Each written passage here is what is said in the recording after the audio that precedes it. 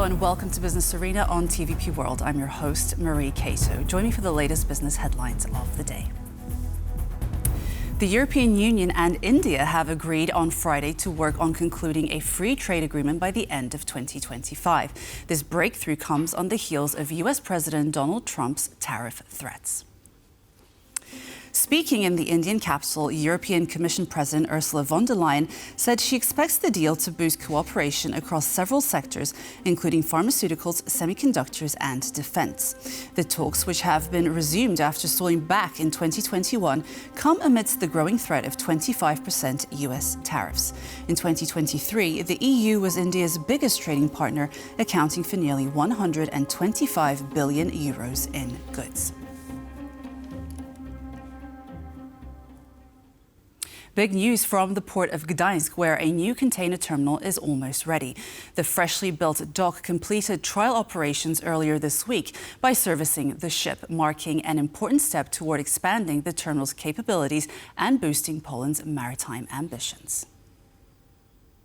The arrival of this more than 205-meter feeder ship is a clear sign that the new terminal in Gdańsk is coming online. Called T3, it's the expansion of the existing container terminal in the port of Gdańsk, also known as the Baltic Hub. Construction work on T3 started late in 2022 and is expected to end this year. The addition of this new dock will help accommodate larger vessels, improve turnaround times and underscore Gdańsk's role in regional and international trade. Already servicing Germany and landlocked markets like the Czech Republic, Slovakia and Hungary, Baltic Hub has emerged as the key transport gateway for Central and Eastern Europe. In 2024, the port of Gdańsk processed 2/3 of all containers served by Polish ports. US President Donald Trump announced during his first cabinet meeting that the EU will not be spared from tariffs. This could spell trouble for some Central European countries which specialize in car production.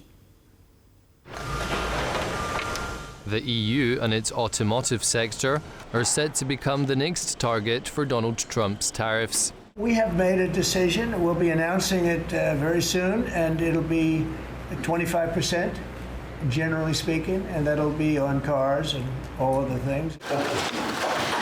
Polish Prime Minister Donald Tusk told TVN24 that while the overall impact on the economy won't be detrimental, the automotive sector will suffer the hardest blow. It'll certainly have an impact because we cooperate closely in the auto industry. But in terms of scale, the impact will not exceed 0.1% of Poland's GDP.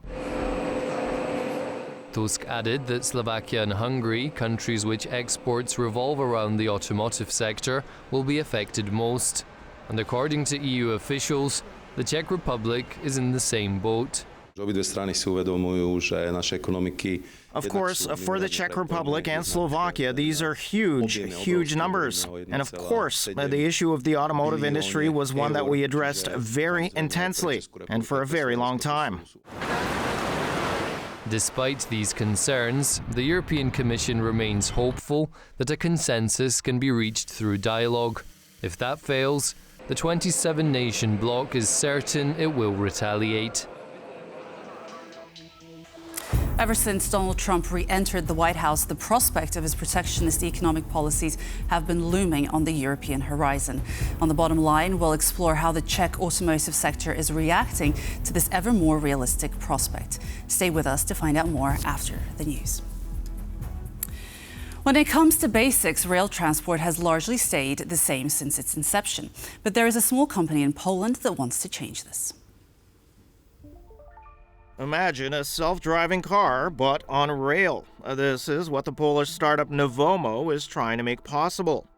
The company has just gotten its first commercial contract for its mag booster system with ArcelorMittal in Bremen. So this is the biggest steel mill of Arcelor in Germany. We have signed 3 phases of the project. The first one is already under implementation and the 2 others are also signed. The total value is 30 million euros in capex. So how does it work? Well, it's actually pretty simple. First, Nevomo modifies existing rail cars by adding magnets to them. Second, they add a third electromagnetic rail between two existing rails, which manages the car's propulsion and braking.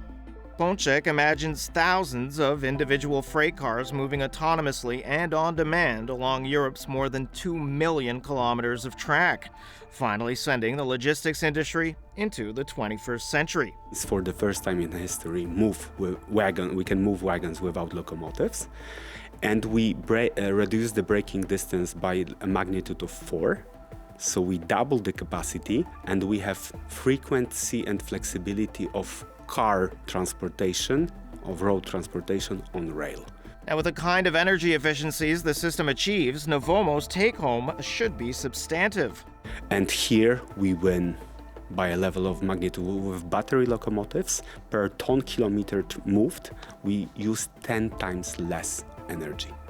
And with diesel, 30 times less energy. For a single-track mag booster system with just propulsion, the initial cost is about €3.5 to €4 million per kilometer. The current project is being subsidized by Germany's EBA, Europe's strictest rail regulator. So Nevomo hopes that this will be a springboard for newer and greater things. For the time being, the company will concentrate on the industrial logistics sector, but there are also plans for passenger systems in the pipeline. BLIK, one of Poland's most popular payment methods, has had another great year. The service, which has been around in the country for a decade, is entering foreign markets now. BLIK had another banner year in 2024, with the transaction volume jumping 37% from the previous year. To put it into perspective, more than half of all transactions in BLIK history happened last year. And then there's the staggering figure of €240 billion processed through various BLIK products over the last decade. It's fair to say that BLIK is not just a success story, it's a unique Polish achievement that truly stands out in Europe. But what exactly is BLIK? Simply put, is an ambiguous mobile payment standard integrated directly into banking apps. Part of BLIK's success is owed to its focus on security. Another key selling point is the service's seamless accessibility. The key advantage is that BLIK is seamlessly integrated with banks. Users don't need to download a separate, independent app to start using it. This is what sets our system apart. BLIK's ambitions extend far beyond Poland. Throughout 2024, BLIK pushed its international expansion, solidifying its position in global markets. We are proud to say that after a long, nearly 18-month process, the National Bank of Romania has officially granted BLIK the necessary license to operate a payment and settlement system in the country. This is a crucial requirement for a player like BLIK to enter the Romanian market. Last September, Tatra Banka customers in Slovakia gained the ability to use BLIK for online purchases, confirming that the Polish payment system has its sights firmly set on crossing more borders in the near future. And that's all for our business news updates today. For more business stories, check out tvpworld.com.